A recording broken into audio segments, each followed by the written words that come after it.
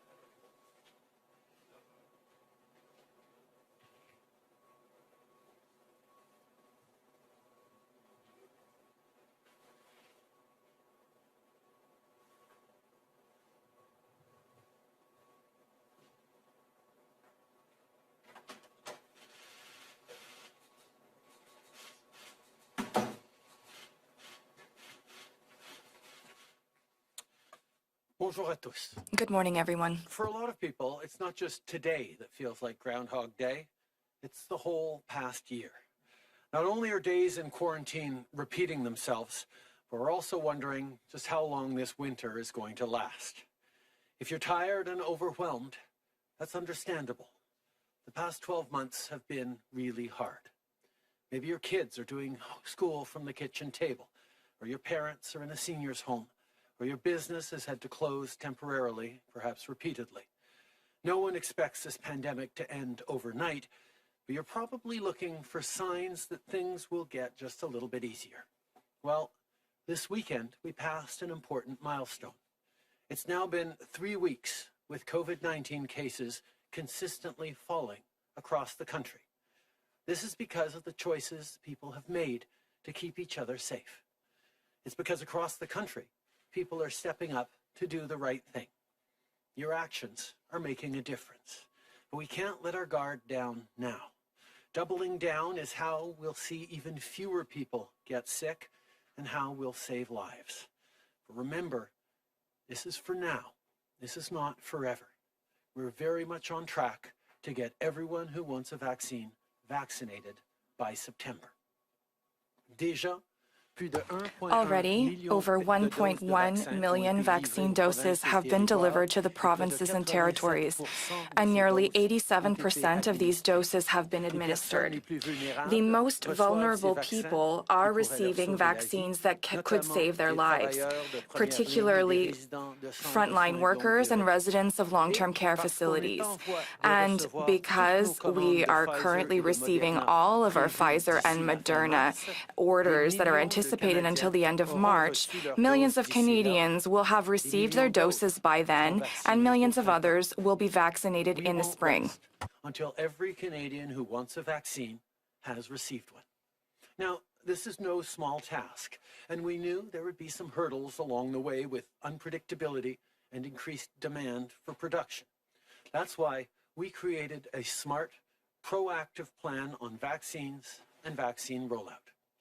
It's why we secured as many options as possible with hundreds of millions of doses from companies around the world. And it's why we invested in vaccine development and manufacturing here at home. And on that front, I have good news to share. 2 companies, Precision Nanosystems and Novavax are now on track to manufacture vaccines right here in Canada. This is a major step forward to get vaccines made in Canada for Canadians. To begin with, we've signed a memorandum of understanding with Novavax to produce their COVID-19 vaccines at the new NRC Royal Mount facility in Montreal. Pending Health Canada approval, tens of millions of Novavax COVID-19 doses will be made right here at home. In September, I visited the site of the new facilities of the Therapeutics Research Centre on Royal Mount Avenue in Montreal, where tens of millions of doses of the Novavax vaccine will be produced. Thanks to our funding, they accelerated construction, and all work should be finished by the end of the year. Once the facilities have been certified, they will be able to produce some 2 million doses of vaccines of all types every month. We need as much domestic capacity for vaccine production as possible. That's why we've already invested $46 million in the vaccine development facility at the University of Saskatchewan's Vaccine and Infectious Disease Organization.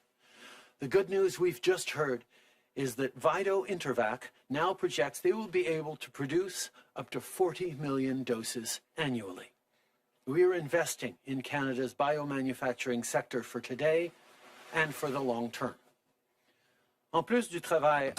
In addition to the work underway in Montreal and Saskatoon, thanks to a federal investment of $25 million, Precision Nanosystems in Vancouver will also build a production facility capable of producing up to 240 million vaccine doses yearly. Over the past 5 years, our government has been investing in Canadian science and know-how. Supporting research and fabrication in Canada is a win on all fronts. We are protecting people today, and we are supporting good jobs for many years to come. Vaccines work. They are safe and effective. When it's my turn, I'll be ready to roll up my sleeve and get my doses. These vaccines save lives, so I hope you'll join me. As part of our rollout plan, we're investing $64 million to make sure you know when and where to get vaccinated, the many safety measures in place, and why it's such a good idea to get your shot.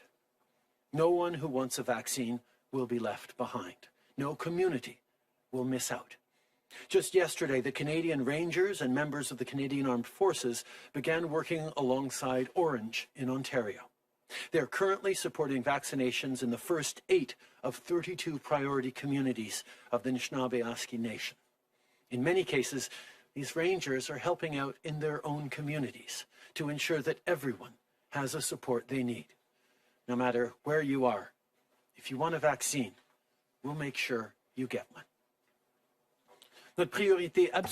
Our number one priority is to protect you and your family. While we are working to ensure that vaccines are delivered and administered, we are also investing in treatments and testing. We have allocated $14 million to the development of a COVID-19 treatment by Adessa Biotech in Markham in Ontario. This treatment could save the lives of those who are most seriously infected with COVID-19. In addition to other promising treatments developed in Canada, notably that by Arch Biopartners, it will be a tool that we can use. Concerning testing, we have already sent over 17 million rapid tests to the provinces and territories. However, to date, only slightly more than 3 million of them have been used. I therefore encourage the provinces to continue to make good use of them. These tests must be used, whether it's in schools, long-term care facilities, or workplaces. They are essential for keeping the number of cases as low as possible, and they will be extremely important in the weeks and months to come to keep our numbers low until vaccines arrive in March. To ensure that these tests make it to the people who need them, we are now working directly with the private sector. Jointly with the provinces and territories, our government is working with CDL Rapid Screening Consortium, which groups together a number of businesses to deploy tests in workplaces. The goal of the consortium is to ensure the safety of workplaces, and that is also our priority. Thanks to rapid testing, people who cannot work at home have the possibility of testing and additional protection. As many specialists have said, large-scale distribution of rapid testing can truly help us contain the number of cases. We are doing what is necessary to protect people at work and rein in the number of cases for all others. On vaccines, on treatments, on testing. Our top priority is making sure you and your family get through this crisis. But we can't do this alone. So when you wear a mask, when you keep your distance, when you stay at home, when you avoid gatherings, you're helping to save lives. So keep it up.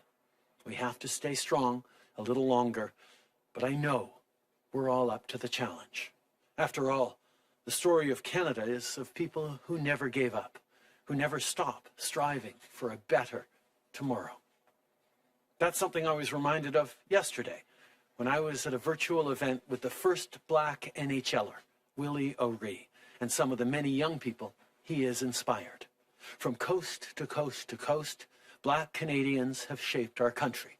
The reality is, though, that their stories are far too often ones of hard-won victories through adversity.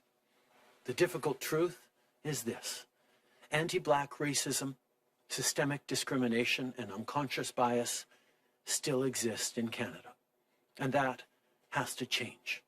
As we rebuild from this pandemic, this is our time to act. This is our time to end injustices and inequalities and create a better, stronger country for everyone. L'année dernière, on a pris des mesures Last year, we took concrete measures to better equip Black communities across the country. In particular, we launched the very first Black entrepreneurship program in Canada, and we pursued the implementation of our anti-racism strategy. We know that there is still a lot to do. We must eliminate systemic inequalities in our justice system, for example. As Black History Month kicks off, we must all be aware that it's not only an opportunity for us to reflect on the accomplishments of Black Canadians, but also to join them in their efforts to build a better and